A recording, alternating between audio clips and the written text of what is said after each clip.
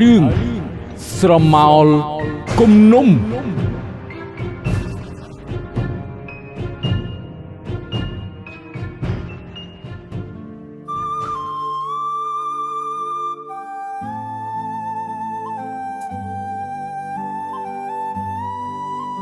ាលពី10ឆ្នាំមុនភូមិដ៏សុខសាន្តរបស់ខ្យា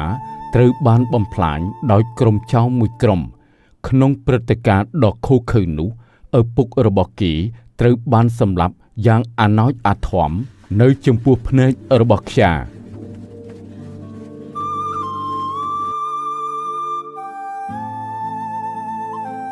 មេចោរនោះមានស្លាកស្នាមរាងដូចខែពាក់កណ្ដាលនៅលើថ្ពាល់ខាងឆ្វេងចាប់តាំងពីថ្ងៃនោះមកពាក្យថាសងសឹក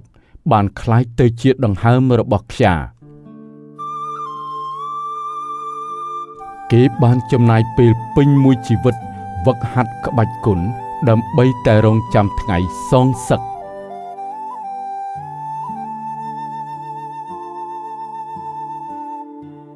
ជំរាបសួរលោកគ្រូ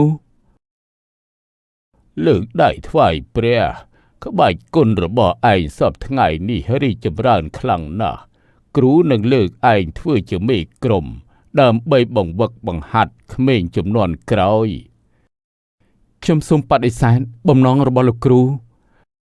ហេតុអីទៅបានជាឯងបដិសេធនៅសំណើរបស់យើងដោយសារតែខ្ញុំរវល់ដោះស្រាយរឿងគ្រួសារសូមលោកគ្រូអភ័យទោសឲ្យសិស្សម្នាក់នេះផងមិនអីទេប៉ុន្តែគ្រូមើលទៅទឹកមុខឯងដូចជាមិនសូវស្រួលសោះគ្រូសូមផ្ដាំធ្វើអ្វីក៏ដោយកុំឆេវឆាវពេកត្រូវរងចាំឱកាសទើបផែនការបានសម្រេចបាទលោកគ្រូខ្ញុំនឹងចងចាំនៅដំបូន្មានរបស់លោកគ្រូមើលទឹកមុខរបស់ឯងដូចជាឃើញតែពាក្យសងសឹកតើឯងមានគំនុំអីជាមួយនឹងអ្នកណាហាខ្យាប្រាប់គ្រូមកមើល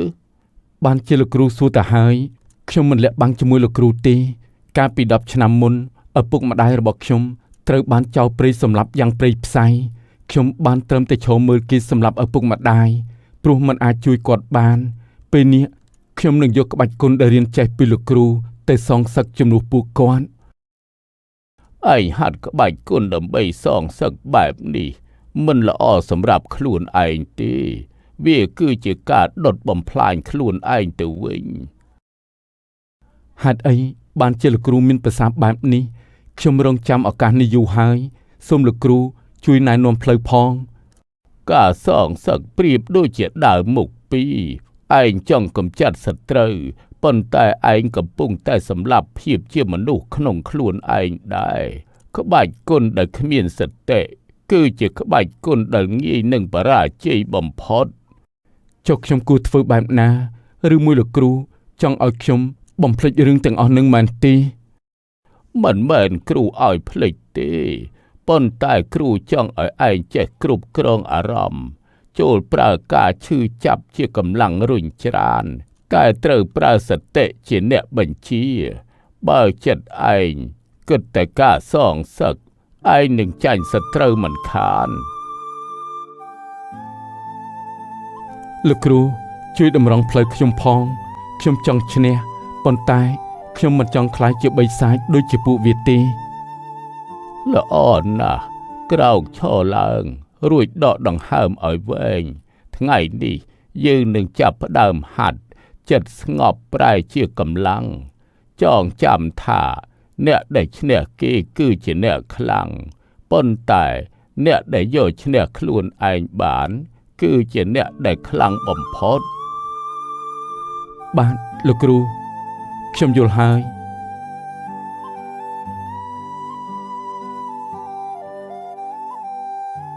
បន្ទាប់ពីហាត់ក្បាច់ចេះតាំងចិត្តគ្រប់គ្រងអារម្មណ៍បានខ្យាបានតាមដានយ៉ាងស្វិតស្វាញពីកន្លែងរបស់សត្រូវបុរសដែលមានស្នាមរបួសនៅលើមុខនោះមានឈ្មោះថាសានបច្ចុប្បន្នសានលែងជាមេចោរទៀតហើយ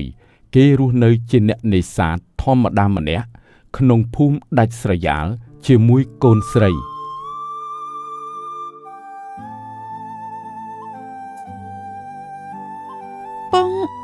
งมือรูปไม้แมนเตบาดโกนปุกกระปงแต่เมื่อรูปมาได้ไอ้กอดสระสะอาดนะไม้สะอาดแน่ปงថ្ងៃនេះកូននឹកម៉ែខ្លាំងណាស់កូនឃើញគេតាណាមកណាមានម៉ែដែរជាមួយ កូនច្នៃគេណាស់ពុកយល់ពីអារម្មណ៍កូនទោះជារាល់ថ្ងៃមានពុកក៏មិនអាចជំនួសម្ដាយឯងបានដែរតើពុកយំនឹកម៉ែមែនទេពងត្រូវតែរឹងមាំកូនគ្មានអ្នកណាទីពឹងក្រៅពីពុកទេពុកនឹកគាត់រាល់ថ្ងៃគ្រប់វិនាទីប៉ុន្តែពុកត្រូវតែរឹងមាំដើម្បីកូនទោះជាមានរឿងអ្វីក៏ពុកត្រូវតែមើលថែកូនឲ្យបានល្អដែរកូនកុំបារម្ភអីកូនអរគុណពុកដែលតែងតែនៅក្បែរកូនកូនសន្យាថានឹងធ្វើជាកូនល្អដើម្បីឲ្យម៉ែដែលនៅឯសុគតិភពបានសប្បាយចិត្តល្អណាស់កូនស្រីពុកតោះចូលផ្ទះវិញទៅ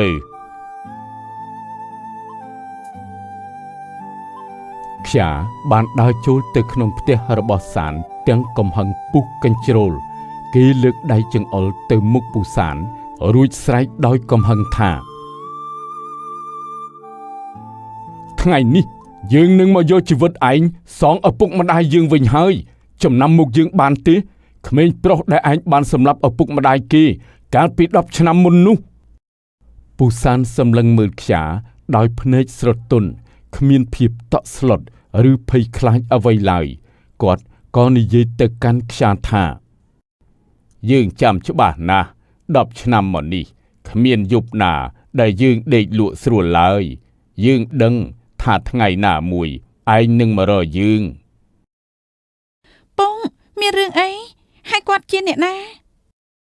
ណែលោកមិនក៏មកថាឲ្យពុករបស់ខ្ញុំអញ្ចឹងគាត់មិនដែលធ្វើអីលោកទេ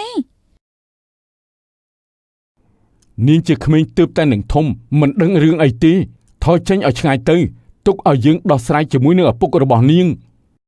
យីសម្ដីប្រហិនណាស់លោកឯងបងខ្ញុំប្រហែលឆ្នាំឆាប់ថយចេញពីផ្ទះខ្ញុំប្រយ័ត្នយើងសម្លាប់លោកឯងចោលទៅពិតជាដូចពាក្យចាស់ថាមែនឪពុកខ្លាកូនប្រកាសជាខ្លាហើយសម្ដីនាងគួរឲ្យខ្លាចតែយើងមិនខ្លាចនាងទេមនុស្សអីក៏រឹកម្លេះមកផ្ទះគេឲ្យសម្ដីខ្លាំងទៀតនេះមិនខ្លាចញញឹតម្ចាស់ផ្ទះបន្តិចសោះមុខក្រាស់ដល់ហើយពិតជាមិនចេះខ្មាស់អៀនមែនបានហើយធីរីកូនទៅមកខាងទៅរឿងមនុស្សចាស់ទុកឲ្យពុកជាអ្នកដោះស្រាយពុកមានរឿងអីជាមួយគាត់មែនទេប្រាប់ខ្ញុំមកហេតុអីបានជាគាត់មករកពុកកូនបាច់ចង់ដឹងទេចូលទៅសម្រាប់មុនពុកចុះបន្តិចទៀតពុកនឹងចូលទៅសម្រាប់តាមក្រោយអត់ទេបើពុកមិនប្រាប់ខ្ញុំក៏មិនចូលសម្រាប់ដែរនៅចាំមើលមនុស្សចិត្តខ្មៅនេះគេធ្វើអីពុកល្អណាស់យើងនឹងធ្វើឲ្យនាងឃើញច្បាស់ថាការឈឺចាប់របស់យើងកាលពី10ឆ្នាំមុនវាគ្រាំចិត្តប៉ុណ្ណាខ្យាបំរុងនឹងលើកដៃសម្លាប់ពូសានទៅហើយស្រាប់តែធីរីលុតជង្គង់សំពះអង្វរមិនឲ្យសម្លាប់ពូសានកុំធ្វើបាបពុកខ្ញុំអីបើលោកចង់សម្លាប់ខ្ញុំជំនួសគាត់មកខ្ញុំមិនអាចរស់នៅដោយគ្មានគាត់បានទេអត់ទេឯងសម្លាប់ខ្ញុំចុះដើម្បីបញ្ចប់គំនុំរបស់ឯងប៉ុន្តែសូមមេត្តាកុំសម្លាប់មនុស្សស្រីម្នាក់នេះអីជួយមើលថែនាងផងនាងគ្មានកំហុសអ្វីឡើយពូសានពោលដោយភាពស្ងប់ស្ងាត់រៀបរាប់ទាំងទឹកភ្នែកថាកាលពី10ឆ្នាំមុនត្រូវបានគេបង្ខំឲ្យធ្វើជាចោរដោយសារតែមានភាពអត់ឃ្លាននិងការគំរាមកំហែងពីមេចៅក្រោយពីការវាយឆ្មក់ភូមិខ្យាគេមានវិបដិសារីជាខ្លាំងក៏សម្រេចចិត្តលួចរត់ចេញពីក្រុមចៅមេចៅចាប់បានប្រពន្ធគេ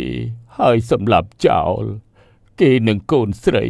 បានរួចខ្លួនហើយមករស់នៅទីនេះនៅក្នុងចិត្តខ្យាពេលនោះក៏រលត់នៃភ្លើងគំនុំគេសម្លឹងមើលក្មេងស្រី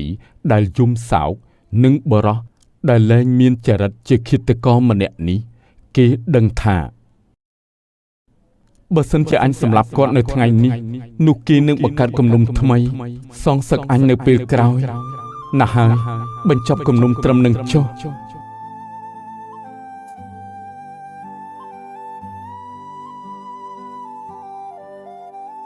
យើងមិនលើកលែងទោសឲ្យឯងចំពោះអ្វីដែលឯងបានធ្វើឡើយប៉ុន្តែយើងមិនសម្លាប់ឯងព្រោះយើងមិនចង់ឲ្យមានមនុស្សឈឺចាប់ដោយសារតែការសង្សឹកខ្យាទម្លាក់ដាវចុះរួចងាកក្រោយដើរចេញទៅក្នុងដំណក់ទឹកភ្លៀង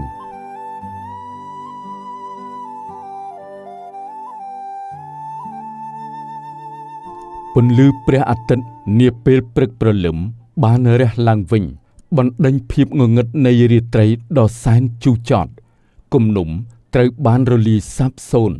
មិនមែនដោយសារការសងសឹកដោយឈាមឡើយប៉ុន្តែដោយសារការចេះយល់ដឹងនិងការបញ្ឈប់នៅអំពើហិង្សាខ្យាមានអារម្មណ៍ថាដកដង្ហើមបានស្រួលជាលើកដំបូងក្នុងរយៈពេល10ឆ្នាំការសងសឹកប្រៀបដូចជាការផឹកថ្នាំ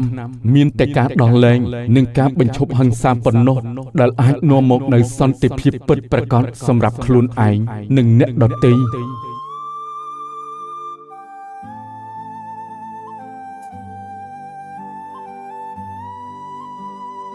ខ្ញុំមករំខានលោកដែរទេនាងមករកខ្ញុំធ្វើអីខ្ញុំចង់សងគុណលោកមកបម្រើលោកមិនបាច់ទេមើលថែខ្លួនឯងនិងបម្រើឪពុកនាងឲ្យបានល្អទៅគាត់បានលាចាក់លោកចោលខ្ញុំបាត់ហើយខ្ញុំគ្មានទីពឹងទេសូមលោកឲ្យខ្ញុំស្នាក់នៅទីនេះផងលោកខ្ញុំពិតជាគ្មានកន្លែងរស់នៅទេយើងក៏គ្មានកន្លែងឲ្យនាងរស់នៅដែរផ្ទះប៉ុណ្ណឹងខ្ញុំអាចរស់នៅបានហើយឲ្យតែលោកអនុញ្ញាតខ្ញុំមិនដឹងទេ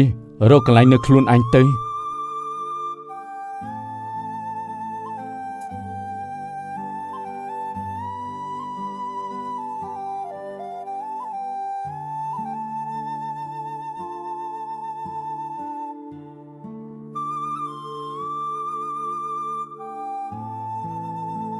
សេចក្តីល្អរបស់ធារីនិងការលះបង់របស់ខ្យាបានធ្វើឲ្យចិត្តដែលធ្លាប់តែរឹងដូចថ្មคล้ายជាទន់ភ្លន់មិនយូរប៉ុន្មានពួកគេទាំងពីរក៏คล้ายជាប្តីប្រពន្ធមានស្នាមញញឹមដាក់គ្នាយ៉ាងមានសុភមង្គលការសងសឹកនាំមកនូវការឈឺចាប់មិនចេះចប់មិនចេះហើយប៉ុន្តែការអត់ឱននិងសេចក្តីស្រឡាញ់គឺជាឱសថដ៏ស័ក្តិសិទ្ធិដែលអាចប្រែសម្រួលវាសនាឲ្យល្អប្រសើរឡើងវិញបាន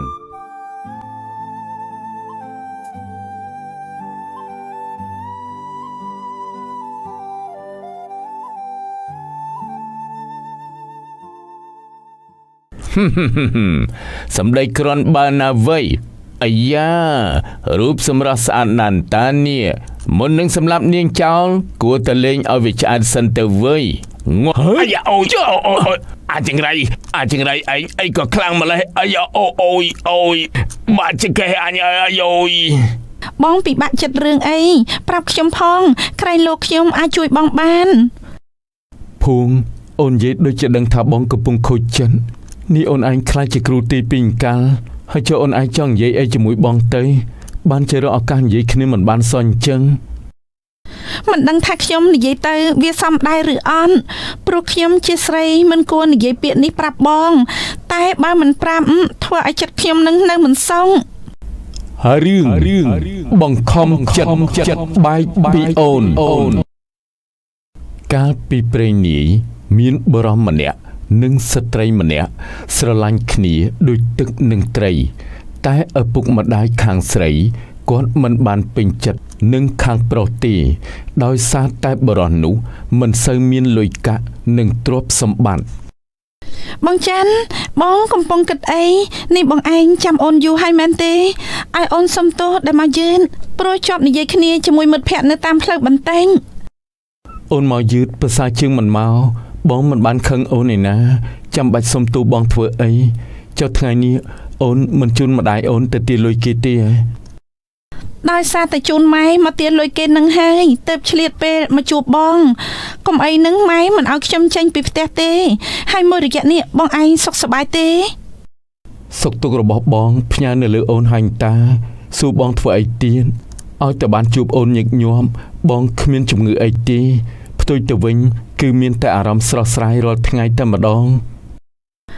សម្ដីប្រព្រាននិយាយផ្អែមល្ហែមណាស់លោកអើយស្ដាប់ហើយគួរឲ្យខ្លាចនេះចិត្តបងស្មោះដោយសម្ដីដែរទេណ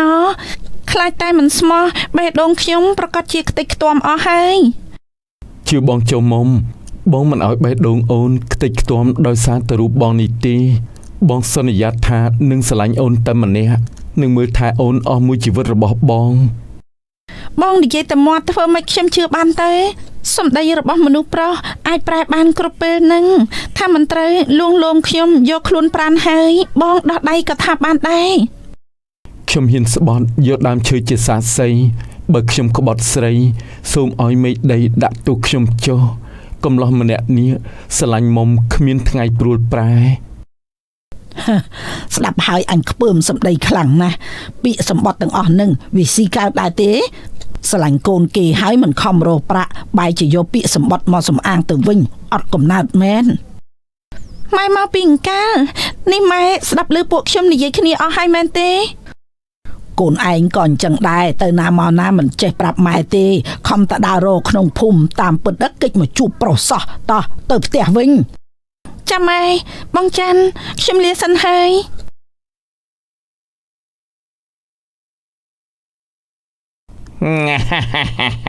អញខ្មាស់គេណាអើយញ៉ាយកូនស្រីគេម៉ែគេមកតន់ឌីលឲ្យកប់សេរីហើយស្បត់ជាមួយនឹងគេទៀតហើយចុះវាទៅស្អីអញបានជាម្សៅចំអកឲ្យយើងឯងនេះមិនចំណែននឹងអញមែនទីចំណែននឹងឯងធ្វើអីហើយបើយើងអត់ចេះមានស្នេហាផងនឹងញ៉ែស្រីប្រើពាក្យសម្បត្តិវាហួសសម័យហាអាចារ្យអើយឯងកុំល្ងងខ្លាំងពេកមើលទោះជាហួសសម័យមិនហួសសម័យវាជារឿងរបស់អញទេចេញទៅអញមិនចង់និយាយជាមួយឯងទេមិនចង់និយាយប្រហែលជាខ្មាស់អញទេដឹងអីប្រហែលជាខ្មាស់ខ្លាំងហើយមើលទៅ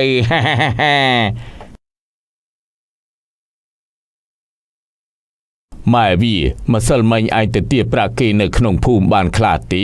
ក្មួយនាងគេជំពាក់យើងយូរហើយមិនព្រមសងសោះមិនដឹងថារកវិធីណាដើម្បីទាឲ្យបានទេមើលទៅគ្មានសង្ឃឹមថាទាបានទេពុកវាអើយបើវាយកលេសពីមួយថ្ងៃទៅមួយថ្ងៃរហូតខ្ញុំធុញលែងចង់ទៅទាវាហើយដូចពាក្យគេថាមែនកាលមកខ្ចីមកសំពះអង្វរដល់គ្មានលុយសងបន្តទៅជាយើងវល់អ្នកខ្ចីទៅវិញមិនបាច់គិតទេរឿងលុយក្មួយនាងចម្ពាក់បន្តិចបន្តួចនឹងគិតរឿងកូនស្រីយើងវិញម្ដងគ្រាន់តែឲ្យជូនទៅទាប្រាក់គេបែរជាលួចទៅមានស្នេហាជាមួយអាចារ្យមិនបានម៉ែវាឯងមិនដោយកូនឲ្យធ្វើបែបនឹងបើគូដណ្ដឹងនាងនៅស្រុកក្រៅគេដឹងណាគេប្រកាសជាខឹងនឹងពួកយើងស្លាប់ហើយខ្ញុំមិនបានឲ្យវាធ្វើអញ្ចឹងទេមិនដឹងថាពួកវានឹងស្គាល់គ្នាតាំងពីអង្កាលផងស្រាប់តែខ្ញុំទៅតន់កំពុងតែផ្អែមល្ហែមអូនបងលឺហើយចង់លើសជាតិស្ករមិនកើតទេម៉ែវាឆាប់រកវិធីបំបែកពួកគេចេញភ្លាមបើមិនចឹងទេពួកយើងប្រកាសជាមានរឿងធំហើយមើលម៉ែវាឯងមានវិធីអីអត់ប្រាប់ឲ្យកូនយើងឈប់តាក់ទងជាមួយអាចារ្យទៅចាំបាច់ទៅរកវិធីអីវែងឆ្ងាយនាំតែឈឺក្បាលកូនមុំវាមិនធំជាងយើងទេធ្វើអញ្ចឹងមិនកើតទេពួកគេកំពុងតែស្រឡាញ់គ្នាបើបំបែកពួកវាប្រកាសជាខូចចិត្តកុំធ្វើអញ្ចឹងអីម៉ែវាបើកូនមុំនាងគិតខ្លីទៅសម្លាប់ខ្លួនយើងមិនចាប់សពគ្រប់ហើយទេអីអញ្ចឹងខ្ញុំនៅមានវិធីមួយទៀតទៅជួលនាងភួងតាមញ៉ែអាចារ្យដើម្បីឲ្យវាភ្លេចកូនយើងពេលកូនមុំឃើញអាចារ្យស្និទ្ធស្នាលជាមួយនាងភួងគេនឹងអស់ចិត្តពីអាចារ្យខ្ញុំរកអវិធីនឹងប៉ុន្តែពួកយើងត្រូវតែចំណាយលុយច្រើនតិចហើយមិនអីទេទោះជាចំណាយច្រើនយ៉ាងណាក៏ត្រូវតែប្រើវិធីនេះដែរ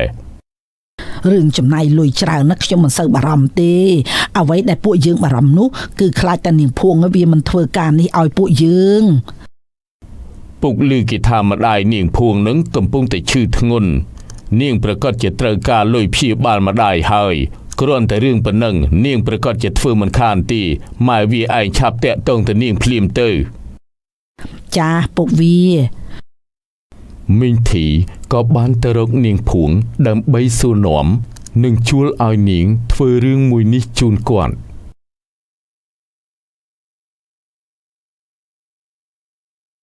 ភ ភួងនេះក្មួយកំពុងធ្វើអីនឹងមីងអាចនិយាយជាមួយក្មួយបន្តិចបានទេមីងមានការអីសំខាន់មែនទេបានជាមករកខ្ញុំដល់ផ្ទះមានអីខ្ញុំទំនេរតើមីងចង់និយាយអ្វីជាមួយខ្ញុំមីងនិយាយទៅលើខ្វះមិនសមរម្យត្រង់ណាសុំក្មួយកុំខឹងនឹងមីងអីណាព្រោះមីងពិតជាចង់ពឹងពាក់ក្មួយឲ្យជួយមីងមែនខ្ញុំលើមីងនិយាយបែបនេះមានអារម្មណ៍ថាភ័យខ្លាំងណាស់តើមីងមានរឿងអីឲ្យខ្ញុំជួយទេមីងចង់ជួលឯងនៅក្នុងតម្លៃថ្លៃដើម្បីឲ្យក្មួយទៅសារភាពសុំស្រឡាញ់អាចារ្យនៅក្នុងភូមិយើងព្រោះមីងមិនចង់ឲ្យវាតាក់ទងជាមួយនឹងមុំកូនមីងធ្វើអញ្ចឹងមិនកើតទេដឹងមីងការស្រឡាញ់របស់មនុស្សម្នាក់មិនអាចយកទៅលេងសើចជាមួយអ្នកណាម្នាក់បានទេក្មួយគ្រាន់តែសារភាពហើយស្និទ្ធស្នាលជាមួយនឹងច័ន្ទដើម្បីឲ្យមុំកូនមីងគេអស់ចិត្តពីអាចារ្យមីងធ្វើអញ្ចឹងមិនចង់ទៅបំបែកបំបាក់គេខ្លាចមុំគេខូចចិត្តគិតខ្លីក្មួយភួងជួយមីងម្ដងទៅបានទេខ្ញុំធ្វើមិនបានទេមីងអារម្មណ៍ខ្ញុំមិនស្រឡាញ់បងច័ន្ទផងទោះជាសារភាពក៏គាត់មិនជឿខ្ញុំដែរមីងសូមវល់ក្មួយឯងជួយមីងម្ដងទៅបើក្មួយជួយមីងបានសម្រេចមីងនឹងឲ្យប្រាក់ឯងជាច្រើនសម្រាប់ផ្គត់ផ្គង់គ្រួសារណាទោះជាមីងឲ្យច្រើនប៉ុណ្ណាក៏ខ្ញុំមិនអាចធ្វើអញ្ចឹងបានដែរសូមមីងកុំព្យាយាមនិយាយរឿងលុយជាមួយខ្ញុំព្រោះខ្ញុំមិនបានស្រឡាញ់បងច័ន្ទបន្តិចសោះបើក្មួយធ្វើមិនបានមិនអីទេអញ្ចឹងមីងលាទៅវិញហើយបើក្មួយធ្វើមិនបានមិនអីទេអញ្ចឹងមីងលាទៅវិញហើយសម្ដីក្រាន់បើណាស់នាងឯងចាំមើលបើត្រូវការលុយវិញយើងឲ្យនាងស្គាល់យើងអត់ច្បាស់វិញម្ដងមីងធីជួលនាងភួងមិនបាន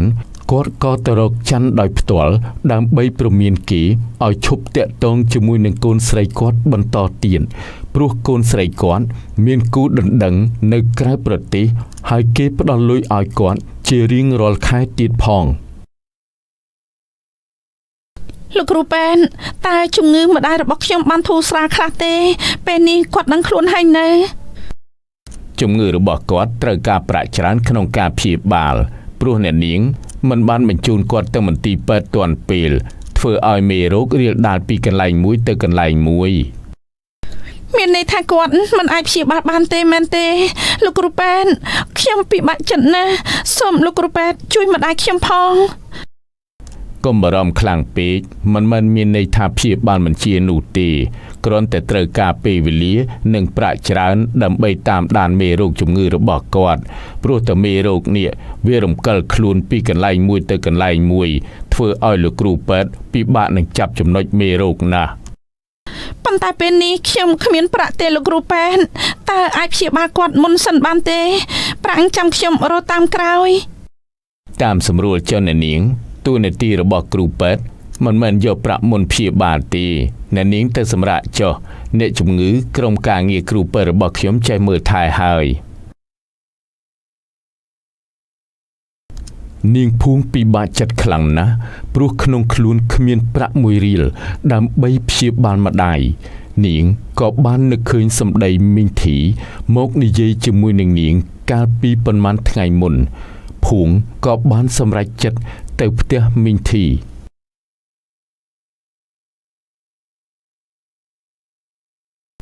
ក្មួយភួងទៅណាមកណាបានជាមកដល់ផ្ទះមីងទាំងព្រឹកព្រលឹមអញ្ចឹងទឹកមុខក្មួយមិនក៏សពូនខ្លាំងម្ល៉េះមានរឿងអីមិនសប្បាយចិត្តមែនទេក្មួយចាគ្មានរឿងអីទេមីងខ្ញុំចង់និយាយជាមួយមីងបន្តិចបានទេចុះក្មួយឯងមានរឿងអីធ្វើដូចជារឿងអាត់កំបាំងខ្លាំងម្ល៉េះនិយាយត្រង់មកមីងមិនប្រកាន់នឹងក្មួយទេរឿងដែលមីងនិយាយជាមួយខ្ញុំថ្ងៃមុននោះឥឡូវខ្ញុំយល់ព្រមធ្វើហើយតើមីងឲ្យខ្ញុំក្នុងតម្លៃប្រមាណដែររឿងតម្លៃក្មួយកុំភ័យឲ្យតែធ្វើរឿងនេះបានសម្រេចក្មួយចង់បានប្រមាណមីងឲ្យប៉ុណ្ណឹងខ្ញុំមិនចង់បានច្រើនលើសលប់ទេមីង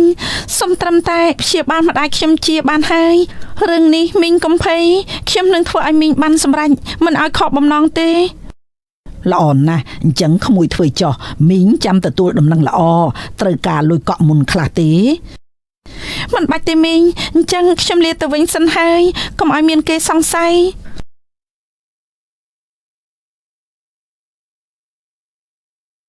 ច័ន្ទកំពុងតែអង្គុយខូចចិត្តព្រោះតែមីងធីឲ្យឈប់តាក់ទងជាមួយនឹងកូនរបស់គាត់នាងមុំឲ្យបងប្រាប់អូនយ៉ាងម៉េចទៅមុំបងមិនចង់និយាយពាក្យបែកទៅកាន់អូនទេព្រោះពេលនេះបេះដូងរបស់បងកំពុងតែត្រូវការអូនខ្លាំងណាស់និយាយម្នាក់ឯងបណ្ដើគិតបណ្ដើហើយខូចចិត្តបណ្ដើផងដែរនៅក្នុងពេលនោះនាងភួងក៏បានមកដល់បងច័ន្ទកំពុងអង្គុយគិតអីបានជាសងត់ស្ងាត់ខ្លាំងម្ល៉េះបងពិបាកចិត្តរឿងអីប្រាប់ខ្ញុំផងក្រែងលោកខ្ញុំអាចជួយបងបានភួងអូននិយាយដូចជាដឹងថាបងកំពុងខូចចិត្តនេះអូនឯងខ្លាចជាគ្រូទីពីអង្កល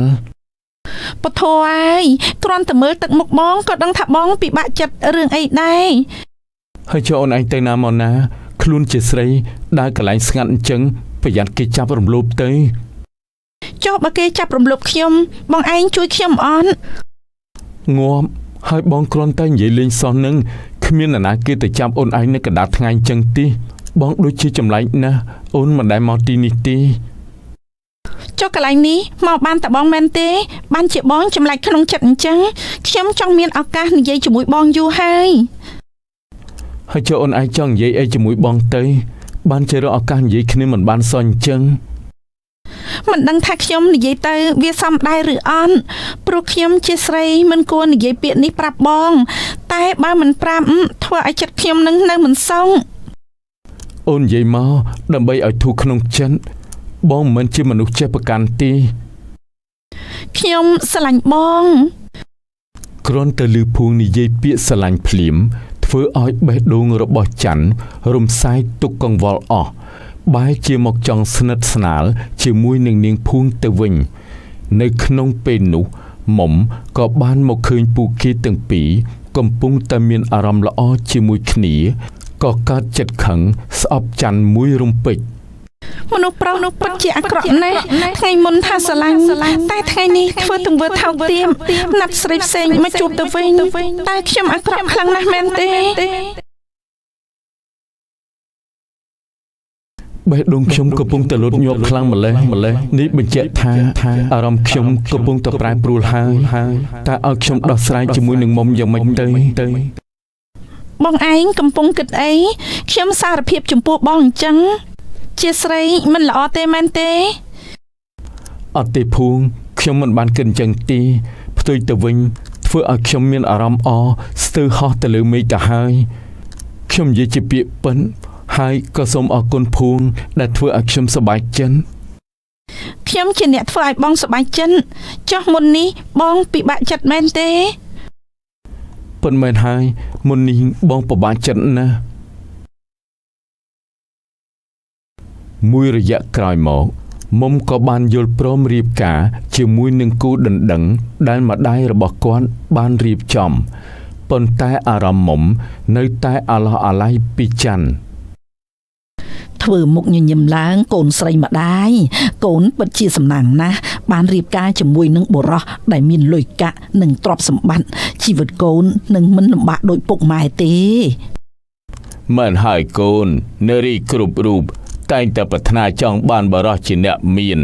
នៅពេលដែលការរួចហើយចង់រកស៊ីអីក៏មិនបាច់បារម្ភពីរឿងដើមទុនដែរពុកនឹងម៉ែនិយាយចាប់ហើយណែពេលនេះកូនចង់នៅម្នាក់ឯងសូមពុកនឹងម៉ែត្រឡប់ទៅវិញចុះនៅម្នាក់ឯងមិនកើតទេកូនឲ្យម៉ែឯងនៅកំដរទៅពុកទៅក្រៅវិញក៏បានដែរមិនថាអញ្ចឹងឯម៉ែវាម៉ែក៏ចេញទៅដែរមិនបាច់កំដរខ្ញុំទេខ្ញុំចង់នៅស្ងប់ស្ងាត់ម្នាក់ឯងបន្តិចសូមលោកទាំងពីរកុំបារម្ភអីតោះម៉ែវាបើកូនគេចង់នៅស្ងប់ស្ងាត់កុំនៅរំខានគេអីយើងទៅក្រៅវិញ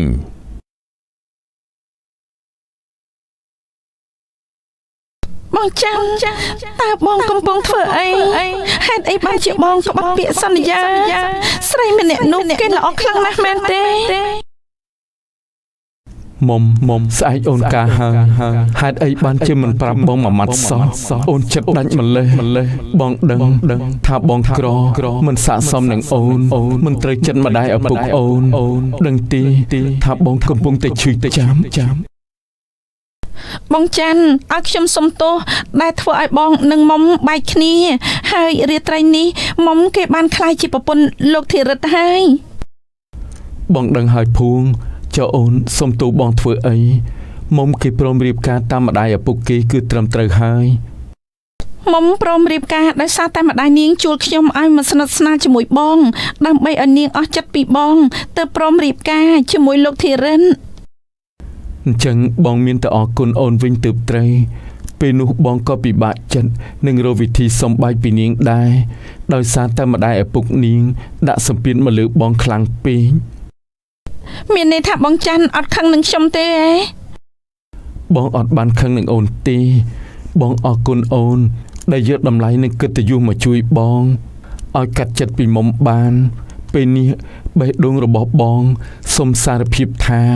បងចង់រៀបការជាមួយនឹងអូនមិនដឹងជាស្អីទេបងឯងនេះនិយាយត្រង់អញ្ចឹងខ្ញុំអៀនខ្លាំងណាស់ពាក្យដែលខ្ញុំសុំស្រឡាញ់បងកាលពីលើកមុនណាជាពាក្យខ្លាញ់តែបងឯងយកមកគិតធ្វើអីខ្លាញ់ឬពិតបងមិនដឹងទេតែពេលនេះបេះដូងរបស់បងត្រូវការអូនចង់រៀបការជាមួយអូនមើលថែអូនអស់មួយជីវិតសូមអូនឆ្លើយមកព្រមរៀបការជាមួយបងទេ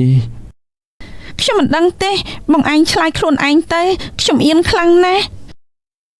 បន្ទាប់ពីមុំបានយល់ព្រមរៀបការជាមួយនឹងលោកធីរិនធ្វើឲ្យច័ន្ទអស់ចិត្តពីនាងក៏បានសុំភួងរៀបការដែរ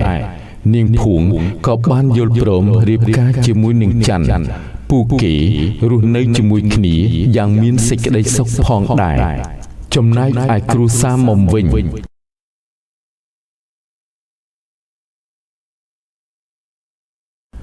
មុំនឹងធីរិនបានរៀបការរួចរាល់ហើយពួកគេបាននាំគ្នាទៅក្រេបទឹកឃ្មុំនៅបរទេសដោយមិនអាឡោះអាល័យច័ន្ទបន្តិចទេខ្ញុំឆ្ងល់ណាស់មុនរៀបការលុយខ្ញុំផ្ដល់ឲ្យជាច្រើនតើម្ដាយឪពុករបស់អូនយកតាណាអស់មិនឃើញផ្ដល់ឲ្យពួកយើងរស់ស៊ីវិញអញ្ចឹងបងធីរិនតើបងផ្ដល់ឲ្យពួកគាត់ចាយវាយឬក៏ផ្ដល់ឲ្យទុកដាក់ហេតុអីបានជាបងមកសាររឿងដែលកន្លងហួសអញ្ចឹងទុកដាក់ឬចាយវាយចាំបាច់ខ្ញុំប្រាប់ដែរមែនទេពេលនេះតើមានប្រាក់ឯណារស់ស៊ីបើខ្ញុំឈប់ទៅនៅក្រៅប្រទេសហើយនឹងបងនិយាយនេះមានន័យថាកាលពីមុនបងរលួយផ្ញើឲ្យម៉ែសម្រាប់ទុកដាក់ឲ្យបងចាយវាយពេលដែលបងត្រឡប់មកស្រុកវិញមែនទេត្រឹមត្រូវហើយចុះពេលនេះតើលុយទាំងអស់នោះវាទៅណាអស់ហើយបងទាញពេលវេលាឲ្យដូចពីមុនវិញលុយដែលបងចង់បានវានឹងត្រឡប់មកវិញហើយយើស្រីចង្រៃនាងឯងហ៊ានផ្ចាញ់ផ្សាលយើងផងអីហ៎ឈប់ភ្លាមអាធិរិតបើឯងហ៊ានទៅប៉ះកូនអញម្ដាយឯងនឹងមិនរួចខ្លួនទេធីរិនម៉ែមិននឹកស្មានថាកូនមានចិត្តខូខើដេរឆានយ៉ាងនេះសោះសម្ដីដែលកូនឯងនិយាយមកមិញនេះធ្វើឲ្យម៉ែខកបំណងខ្លាំងណាស់បើម៉ែស្ដាប់ឮអស់ហើយខ្ញុំក៏គ្មានពាក្យអីបកស្រាយទៀតដែរមាសប្រាក់ដែលខ្ញុំសំដោយញើសឈាមរបស់ខ្ញុំពីមុនប្រគល់ឲ្យខ្ញុំវិញមកខ្ញុំនឹងដើរចេញពីផ្ទះនេះឯងនិយាយនេះមិនខុសពីសត្វដេរឆានទេបើឯងចង់បានមាសប្រាក់ទាំងអស់នោះត្រឡប់ទៅវិញឯងសងភាពបរិសុទ្ធកូនស្រីយើងវិញមក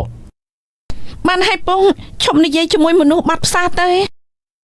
លោកឆាប់ចេញពីទីនេះឲ្យបានឆាប់កាន់តែល្អហ៊ានឌីលយើងថាជាមនុស្សបាត់ផ្សារផងហ៎បាន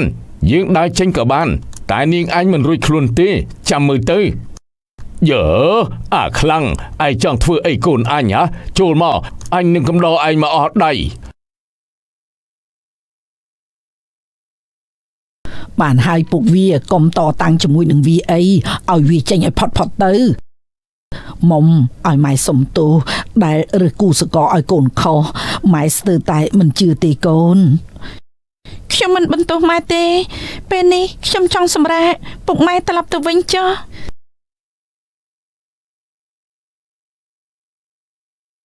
បន្ទាប់មកធីរិតក៏បានទៅជួលក្រុមក្មេងទំនើងឲ្យចាំវាយធ្វើបាបនាងមុំនិងម្ដាយឪពុករបស់នាងដើម្បីរំសាយកំហឹងរបស់គេ